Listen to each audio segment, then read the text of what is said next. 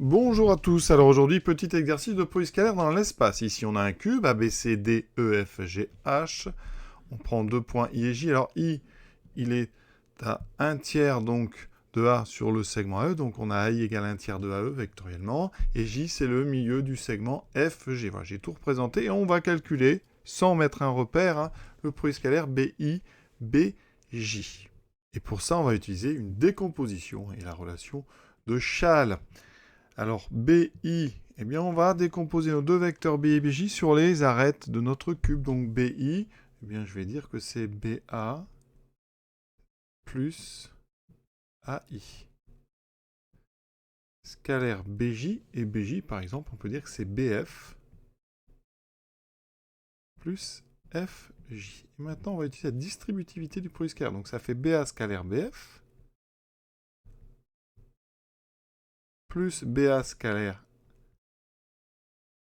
FJ plus AI scalaire BF plus AI scalaire FJ. Alors l'avantage de décomposer sur les côtés de notre cube, c'est que quand on a des arêtes entre elles, eh bien, vectoriellement, soit elles sont orthogonales, soit les vecteurs sont collinaires. Non, on va utiliser vraiment les directions de notre cube. Alors BA, BF, regardez, on va aller doucement, hein, certains ont déjà compris, mais ici BA c'est donc ceci, BF est représenté comme ceci, ce sont deux vecteurs qui sont orthogonaux, donc ici le produit scalaire il vaut 0. Parce que BA et BF sont des arêtes orthogonales. Ensuite, BA, FJ. Alors, regardons BA, FJ. Alors, ici, BA est là. FJ, c'est ici. Ça veut dire que FJ, c'est une moitié de FG. D'accord, si vous regardez, BA scalaire FJ, c'est donc BA scalaire la moitié de FG. FG, c'est égal à BC, donc on retrouve BA, ici, scalaire, donc la moitié de BC. Mais BA et BC, ce sont aussi des arêtes orthogonales, parce qu'il y a un angle droit en B. Donc ce produit scalaire ici, il vaut 0. Maintenant, AI, BF. Alors, AI, c'est 1/3 ici de AE. Et BF, c'est ici. BF, en fait, c'est AE. Donc ce produit scalaire AI, BF, donc on a 0 ici, plus le deuxième 0, plus donc AI, je vais écrire tout de suite à la place 1/3 de AE, scalaire BF qui vaut AE. Et AE, ils sont collinéaires. Donc pour calculer le produit scalaire, c'est un produit de longueur. Alors ici, le produit de longueur avec un moins ou un plus en fonction du sens. Ici, AE et AE sont de même sens, donc ça sera le produit des longueurs. Donc ça fera 1/3 de longueur AE fois longueur AE. Pour mon dernier produit scalaire, AI, FJ. Alors regardez bien, AI, je l'ai déjà mis. FJ, il est ici.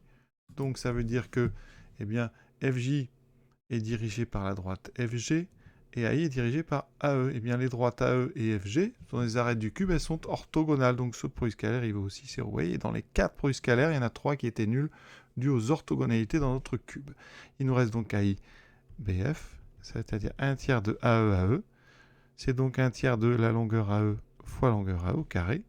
Et AE, on a un cube d'arête 2. Donc ça fait 1/3 fois 2 au carré. Ça fait donc 4/3.